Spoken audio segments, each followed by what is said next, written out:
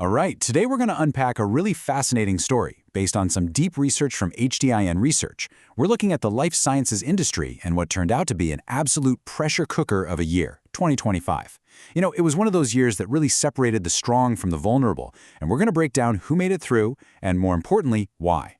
So, let's just start with this big question, right? What happens when you take an entire industry, I'm talking everyone from the massive giants to the small, scrappy innovators, and put them all through a major stress test at the exact same time? Well, that's pretty much what 2025 was all about. Okay, so let's get into it. This wasn't just one single problem. It was a perfect storm. Roche, one of the biggest players, they put it really simply in their annual report, saying the year was basically defined by geopolitical tensions and huge economic challenges. And they were not alone in feeling this, not by a long shot. Becton Dickinson said basically the same thing in their big 10K filing.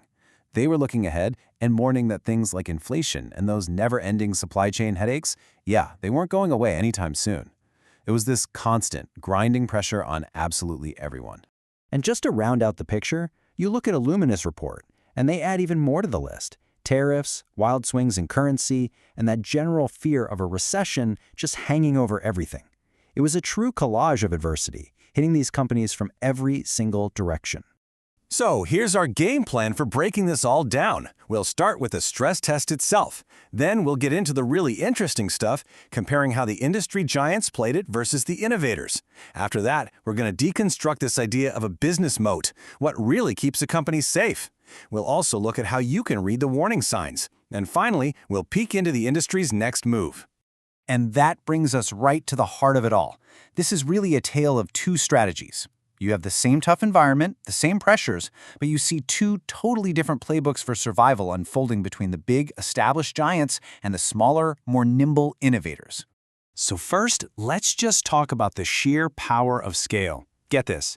While tons of companies were just trying to stay afloat, a giant like Roche posted over 61 billion Swiss francs in sales.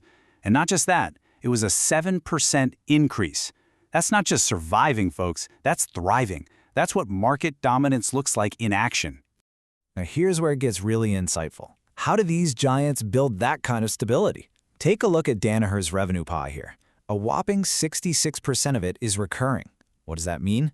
It means it comes from stuff like consumables, services, software, things their customers have to buy again and again. It's predictable, it's stable, and when things get shaky, it's a financial bedrock. So you can see the two playbooks side by side so clearly. On one hand, you've got the giants. They rely on being diversified, like Thermo Fisher, having that huge global sales footprint, like Roche, and of course that high recurring revenue we just saw with Danaher. But the innovators, they had to be much more agile. Twist Bioscience, for example, actually sold off its rights to future royalty payments just to get cash in the door right away. PacBio had to make a really tough call to kill a new product line so they could double down on their core tech.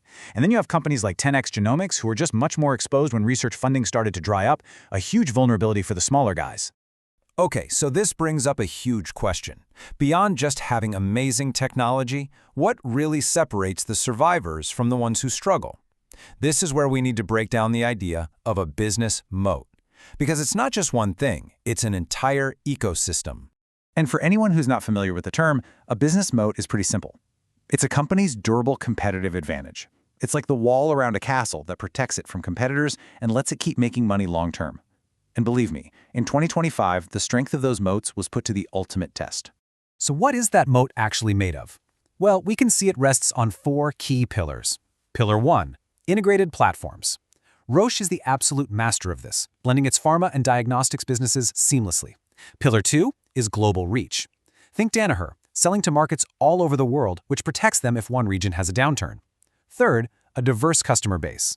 Thermo Fisher sells to pharma, biotech, universities, the government, so if one group cuts spending, the others can pick up the slack. And number 4, that all-important recurring revenue, which just creates this beautifully stable, predictable flow of cash.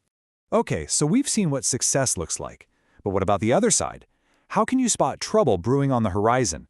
Let's talk about reading the warning signs. Specifically, something we're going to call the fraud radar, and this idea of macro ceilings. Now, have a look at this quote from Becton Dickinson's filing. It probably looks like standard, boring legal language, and, well, it is. Pretty much every public company has this in their reports. But here's the trick. Analysts put this on their fraud radar, not because seeing it means there's fraud, but because it's a tripwire. Any change to this language or any disclosure that pops up related to it is an immediate red flag that a company's internal financial controls might be getting shaky. It's like a baseline for corporate health. Now, besides what's happening inside a company, you've got these massive external pressures, or what we're calling macro ceilings. This map of Danaher's global sales is the perfect way to see this. Being global is a huge strength, right?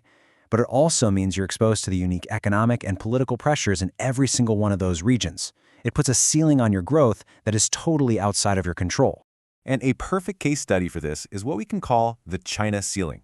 In 2025, both Illumina and Bio-Rad specifically mentioned major uncertainties and new competitive challenges coming out of the Chinese market. For Illumina, it even got to the point where they were added to an unreliable entities list.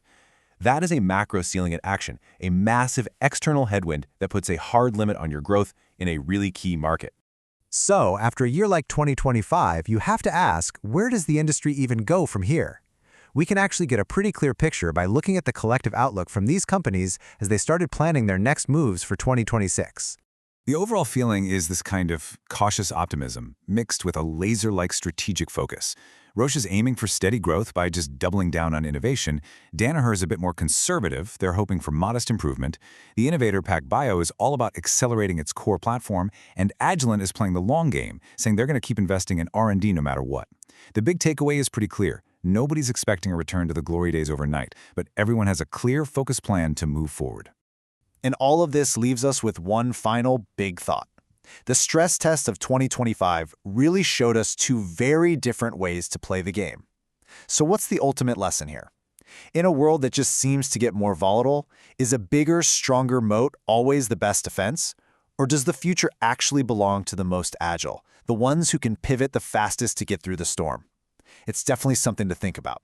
Thanks for tuning in.